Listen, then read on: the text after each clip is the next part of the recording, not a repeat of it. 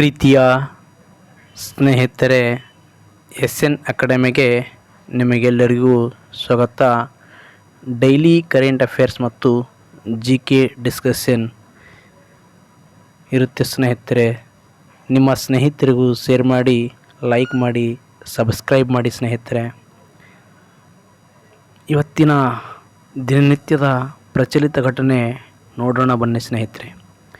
ಬಿಹಾರ ಸ್ತ್ರೀಯರ ಖಾತೆಗೆ 10,000 ರೂಪಾಯಿ. ತಮಿಳುನಾಡಿನ ಸ್ಟಾಲಿನ್ ಬಳಿಕ ಆಶ್ಚರ್ಯ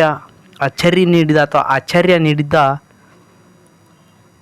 ನಿತೀಶ್ ಕುಮಾರ್ 25 ಲಕ್ಷ ಮಹಿಳೆಯರ ಖಾತೆಗೆ ಏಕಕಾಲಕ್ಕೆ ಹಣ ಜಮಾ ಮಾಡಿದ್ದಾರೆ.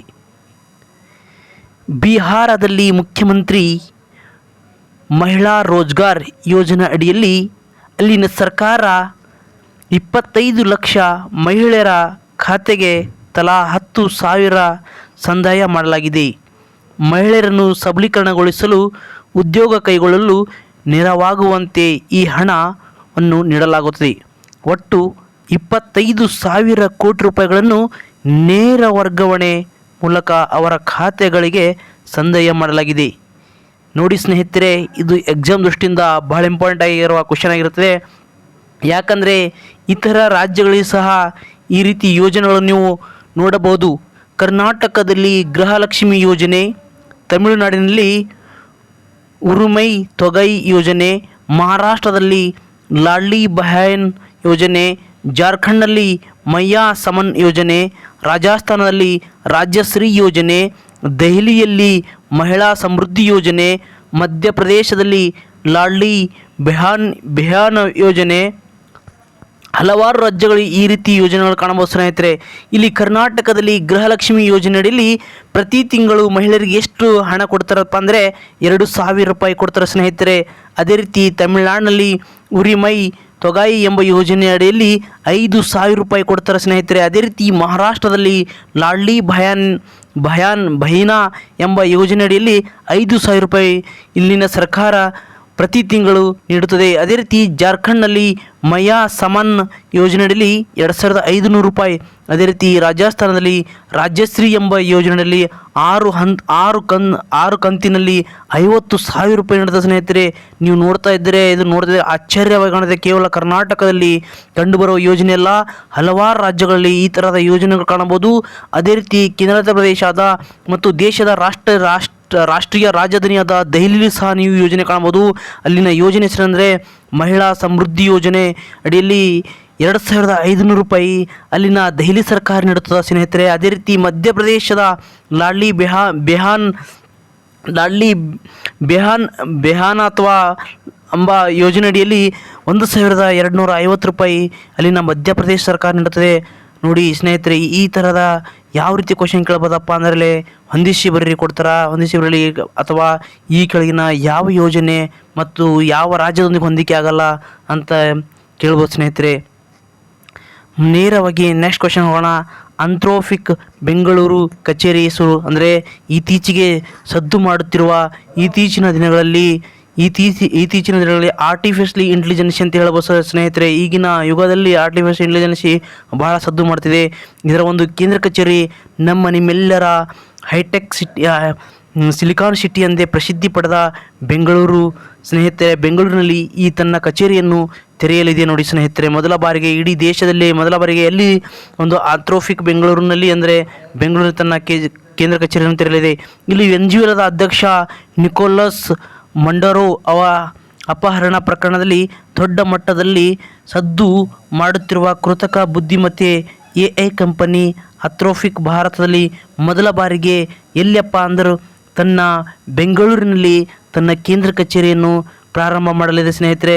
ಯಾವ ರೀತಿ ನಿಮಗೆ ಇಲ್ಲಿ ಕ್ವಶನ್ ಕೇಳ್ತಂದರೆ ಆಂಥ್ರೋಪಿಕ್ ಬೆಂಗಳೂರಿನಲ್ಲಿ ಕಚೇರಿ ತೆರೆದಿದೆ. ಇಲ್ಲಿ ನೀವು ಆಪ್ಷನ್ ಕೊಡ್ತಾನೆ ಬೆಂಗಳೂರು ಮತ್ತು ನವದೆಹಲಿ, ಚೆನ್ನೈ ಅಂತ ಕೊಟ್ಟಿರ್ತಾನೆ.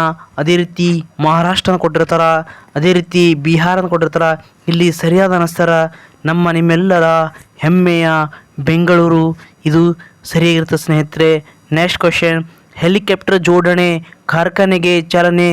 ದೇಶದ ಮೊದಲ ಘಟಕ ವರ್ಚುವಲ್ನಲ್ಲಿ ಇದು ಇಂದು ಉದ್ಘಾಟನೆ ಅಂದರೆ ಕೋಲಾರದಲ್ಲಿ ಹೆಲಿಕಾಪ್ಟರ್ ಜೋಡಣೆಗೆ ಕಾರ್ಖಾನೆಗೆ ನರೇಂದ್ರ ಮೋದಿಯವರು ವರ್ಚುವಲ್ ಆಗಿ ಉದ್ಘಾಟನೆ ಮಾಡಲಿದ್ದಾರೆ ಸ್ನೇಹಿತರೆ. ನೆಕ್ಸ್ಟ್ ಕ್ವೆಶನ್, ಭಾರತದಲ್ಲಿ ಪ್ರಥಮ ಗೋ ಸಂಗ್ರಹಾಲಯವನ್ನು ಸ್ಥಾಪನೆ ಮಾಡಲಾಗಿದೆ ಸ್ನೇಹಿತರೆ. ಅದೇ ರೀತಿ ಉತ್ತರ ಪ್ರದೇಶದ ಮಥುರಾದಲ್ಲಿ ರಾಷ್ಟ್ರೀಯ ಗೋ ಸಂಸ್ಕೃತಿ ಮ್ಯೂಸಿಯಂ ಸ್ಥಾಪನೆಗೆ ಸಿದ್ಧತೆ ನಡೆಯಲಿದೆ. ನೇರವಾಗಿ ನಿಮಗೆ ಯಾವ ರೀತಿ ಕ್ವೆಶನ್ ಹೇಳ್ತಾರೆ, ಇತ್ತೀಚೆಗೆ ಯಾವ ರಾಜ್ಯದಲ್ಲಿ ರಾಷ್ಟ್ರೀಯ ಗೋ ಸಂಸ್ಕೃತಿ ಮ್ಯೂಸಿಯಂ ಯಾವ ರಾಜ್ಯದಲ್ಲಿ ತೆರೆಯಲಾಗಿದೆ ಅಂದರೆ ಉತ್ತರ ಪ್ರದೇಶ, ಕರ್ನಾಟಕ, ಮಧ್ಯಪ್ರದೇಶ, ಬಿಹಾರ. ಇಲ್ಲಿ ನೇರವಾಗಿ ಉತ್ತರ ಪ್ರದೇಶ ಸರಿಯಾಗಿರುತ್ತದೆ ಸ್ನೇಹಿತರೆ. ಅದೇ ರೀತಿ ಅಪಘಾತ ವಲಯದಲ್ಲಿ ನಮ್ಮ ಕರ್ನಾಟಕ ರಾಜ್ಯಕ್ಕೆ 6ನೇ ಸ್ಥಾನವನ್ನು ಪಡೆದಿರುತ್ತದೆ. ಶಬರಿಮಲೆಗೆ ಎಲ್ಲ ವಯಸ್ಸಿನ ಮಹಿಳೆಯರ ಪ್ರವೇಶ ಕುರಿತು ಪ್ರಕರಣ 9 ನ್ಯಾಯಮೂರ್ತಿಗಳ ಪೀಠ ರಚನೆಗೊಂಡಿದೆ ಸ್ನೇಹಿತರೆ. 2018ರ ತೀರ್ಪಿಗೆ ವೈಯಕ್ತಿಕವಾಗಿತ್ತು ಆಕ್ರೋಶವಾಗಿದೆ ಸ್ನೇಹಿತರೆ. ಇದ್ರ ಬಗ್ಗೆ ಅವಾಗ ಪ್ರಚಲಿತಲಿರ್ತದೆ. ಇದು ಪೇಪರ್ ಕಟ್ಟಿಂಗ್ಸ್ ಇದೆ, ಇಲ್ಲಿ ನೋಡ್ಕೊಳ್ಬೋದು ಸ್ನೇಹಿತರೆ. ಸಂಪೂರ್ಣವಾದ ಮಾಹಿತಿ ಇರುತ್ತದೆ. ನಾನು ಓನ್ಲಿ ಹೆಡ್ಲೈನ್ಸ್ ಅಥವಾ ಇಂಪಾರ್ಟೆಂಟ್ ಇದ್ದರೆ ನಾನು ಅಲ್ಲಿ ಒತ್ತಾಗಿ ಕೊಟ್ಟಿರ್ತೀನಿ. ಓಕೆ, ನೆಕ್ಸ್ಟ್, ಒಂದೇ ಮಾತರಂ ಪೂರ್ಣ ಗಹನ ಅಂದರೆ 150 ವರ್ಷದ ರಾಷ್ಟ್ರಭಾವನೆಯ ನಾದ. ಅಂದರೆ ಇತ್ತೀಚೆಗೆ ಒಂದೇ ಮಾತರಂ ಎಷ್ಟು ವರ್ಷದ ಸಂಭ್ರಮ ಅಂತ ಕೇಳಿದರೆ ನೇರವಾಗಿ ಹೇಳ್ತಾರೆ 100 ವರ್ಷದ ಸಂಭ್ರಮ, 150ರ ಸಂಭ್ರಮ, 200 ವರ್ಷದ ಸಂಭ್ರಮ. ಅಂದರೆ ಇಲ್ಲಿ ನೇರವಾಗಿ 150ರ ಒಂದು ಸಂಭ್ರಮದಲ್ಲಿ ಒಂದೇ ಮಾತರಂ ಗೀತೆಯನ್ನು ನಾವು ಕಾಣಬಹುದು. ಒಂದೇ ಮಾತರಂ ಬರೆದವರು ಯಾರಂದರೆ ಬಂಕಿಂ ಚಂದ್ರ ಚಟರ್ಜಿ. ಶಿವಲಿಂಗ ಪ್ರಶಸ್ತಿಗೆ ಸರಸ್ವತಿ ಹೆಗಡೆ ಆಯ್ಕೆಯಾಗಿರ್ತಾರೆ ನೋಡಿ. ವಚನ ಜ್ಯೋತಿ ಬಳಗದ ಸ್ಥಾಪಕ ಪಂಡಿತ್ ಕೆ.ಪಿ. ಶಿವಲಿಂಗಯ್ಯ ನೀಡಲಾಗುವ ಶಿವಲಿಂಗ ಪ್ರಶಸ್ತಿಗೆ ಹಿಂದೂಸ್ತಾನಿ ಗಾಯಕಿ ಸರಸ್ವತಿ ಹೆಗಡೆ ಆಯ್ಕೆಯಾಗಿರುತ್ತಾರೆ.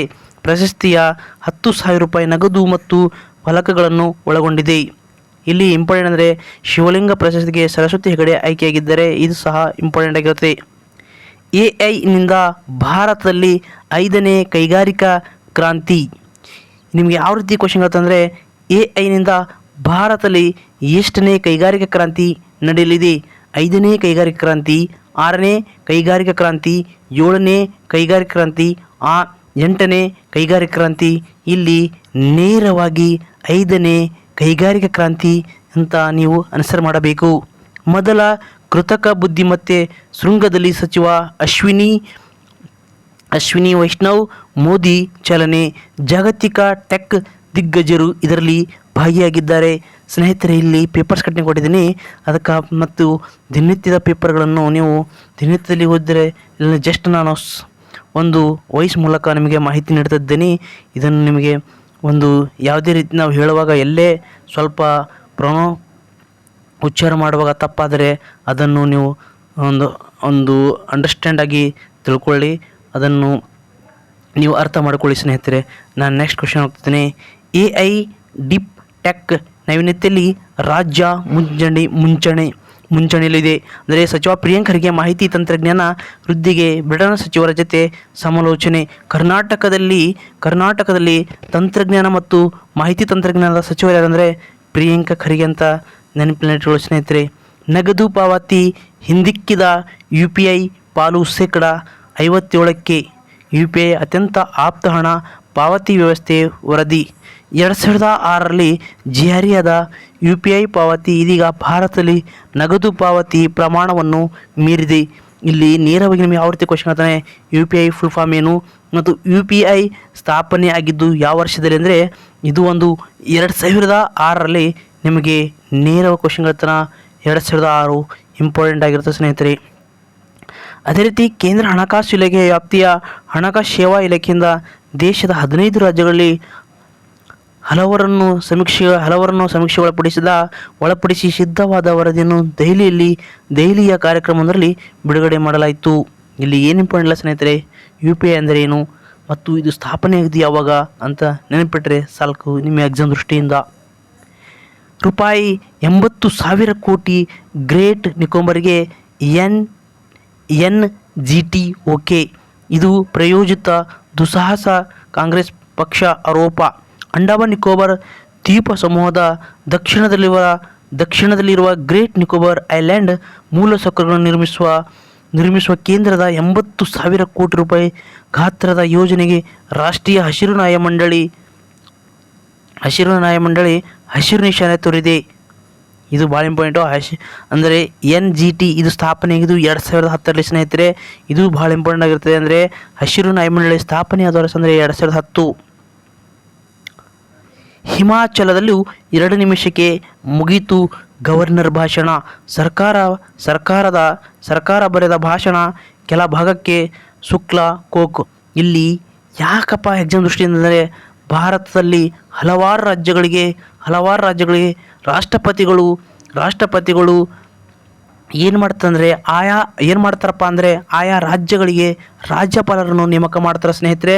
ಆಯಾ ರಾಜ್ಯದ ರಾಜ್ಯಪಾಲರ ನೇಮಕ ಮಾಡುವ ವಿಧಿ ಯಾವುದು ಮತ್ತು ರಾಷ್ಟ್ರಪತಿಗಳು ಎಷ್ಟನೇ ವಿಧಿ ಪ್ರಕಾರ ಒಂದು ರಾಜ್ಯಕ್ಕೆ ರಾಜ್ಯಪಾಲರನ್ನು ನೇಮಕ ಮಾಡ್ತಾರಂತ ನಿಮಗೆಲ್ಲ ಮಾಹಿತಿ ಗೊತ್ತಿರಬೇಕು. ರಾಜ್ಯಪಾಲರು ಸಂವಿಧಾನದ ಯಾವ ಭಾಗದಲ್ಲಿ ಬರ್ತಾರ ಮತ್ತು ಅವರ ಕರ್ತವ್ಯಗಳೇನು, ಅವರ ಮತ್ತು ಅಧಿವೇಶನ ಯಾವ ಸಂದರ್ಭದಲ್ಲಿ ಕರೀತಾರ ಮತ್ತು ಅವರು ತುರ್ತು ಪ್ರಶಸ್ತಿಗಳು ರಾಜ್ಯದಲ್ಲಿ ಹೇರಿದಾಗ ರಾಷ್ಟ್ರಪತಿಗಳು ತುರ್ತು ಪ್ರಶಸ್ತಿ ಹೇರಿದಾಗ ಅದರ ಒಂದು ಮುಖ್ಯಸ್ಥರಾಗಿರ್ತಾರೆ ಅಂತ ಹೇಳ್ಬೋದು.